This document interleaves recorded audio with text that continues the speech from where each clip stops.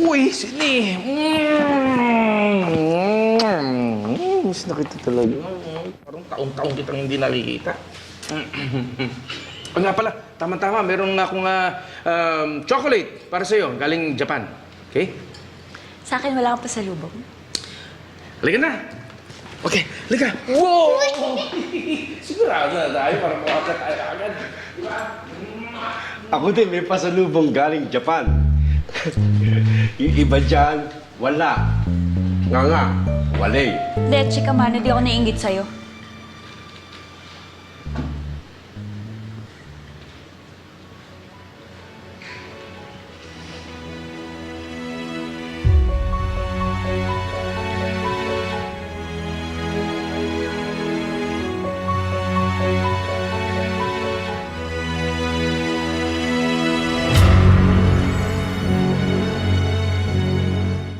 Precise measurements ng coffee. Pinadeliver ko na yung flowers bukas ha. Mga 7 a.m. dadating. Okay. Sige, that's good. 7 a.m. Wala yan, di ba masyadong maaga? Hindi na siguro yun para makapag-set. Ano ba bang kulang natin? Okay na ba lahat? Ako, anak! Nice! Ano? Ready na kayo sa opening? Ha? Ganda. Di ba, Nay? Tay, no? Pinag-uusapan lang natin. Tapos Karen, eto na. Nakaka-excite po talaga. Sobra, saya-saya namin para sa'yo, anak. Salamat po. Ay, Ma'am Emma. Mapisipisihan ka dyan. Nakita niyo na ho ba itong katabi natin? Parang magtatayo rin ho sila ng coffee shop. Pero dati wala naman ho yan eh. Tsaka parang minamadali ho yung pagpapatayo. Sino may amin? Ako, huwag yung pansinin yun. Huwag yung pansinin yun. Ay, anak, darating ba si Romas? Actually, Nay, nasabihan ko na siya. Pero siguro dapat i-remind ko nga din. Sandali lang ho, ah. Ito yung nadas. Hi, Rome. Si Emma to. Remind lang kita sana. Bukas na yung opening ng cafe. Huwag ka mawawala, ah. Teka muna, bukas na ba yun?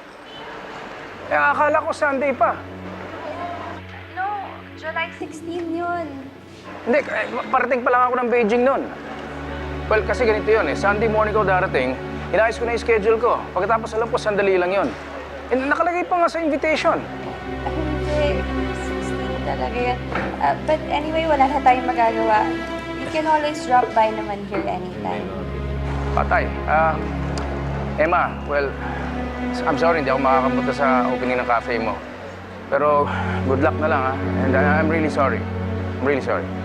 Salamat. Sige, ingat ka din dyan. Okay, bye.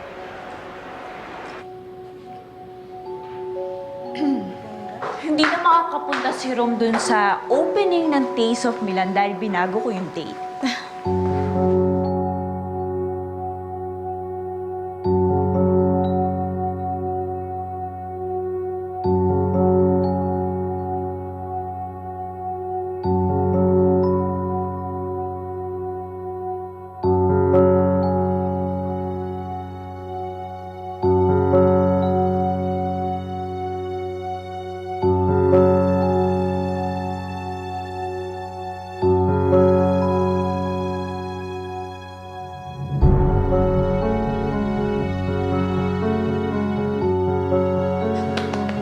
Gusto ko yung ginawa mo na yan. Magaling. Eh, ang lagay, pupunta siya dun sa katsipad na cafe ni Emma, tapos sa akin hindi. Siyempre, hindi ka papayag noon. Hindi pwede yun. Ma'am, andito na po sila. Okay. Pasok. Oh, eto na ba yung bago nating kakampi? Yes. Bukas, pupunta kayo sa opening ng Taste of Milan. May pagagawa ako sa inyo, pero medyo kadiri lang. But that's what I'm paying you to do, di ba? Kaya gawin niyo na lang yung dirty work na ipagagawa ko sa inyo. Ano po ba yun, ma'am?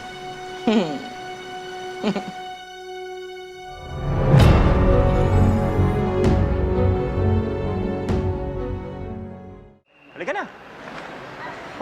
Chandler, parang hindi ako makakapunta sa opening ng cafe ni Emma. Nangako pa ako. Balik tayo ng Manila ngayon. Gusto mo? Imposible naman yan, pare. Kararating lang natin dito sa Beijing. Eh, ikaw masyado kang affected, oh. Ayun, paulit-ulit ka. Pare, nangako kasi ako kay Emma, nakapunta ako. Binago po naman yung schedule ko para dun. Bro naman. Bro, sigurado ako naintindihan ni Emma. Huwag ka na affected masyado dyan. Bro, ang dali lang Eh, pare. Kasi may nag-text sa akin. Nahihiya kasi Dali, ako, pare. dali, Nangako bro. pa naman May ako. nag-text, bro, dali. Oo. Chandler, bakit ano nga kay Rome kung sila na ni Emma? Wala namang Ayan o, nag-text sa akin. Oh. Ayan o, basahin mo nag-text. Alam mo, gusto ko sana na kami, pero... Pero ano? Pero dinahan-dahan mo. Di ba yun yung bayong sa akin dati? Pare, dahan-dahanin ko lang. Oh, tingnan mo. Nagtagal yung relasyon namin. Pare, iba ka talaga. Ay, iba talaga kita, pare. Dahan-dahan lang para lalo magtagal ang relasyon. Di ba? Dahan-dahan Maganda yung tayo, pundasyon mga... yan eh. Hindi tayo maabot. Halika na. Halika na.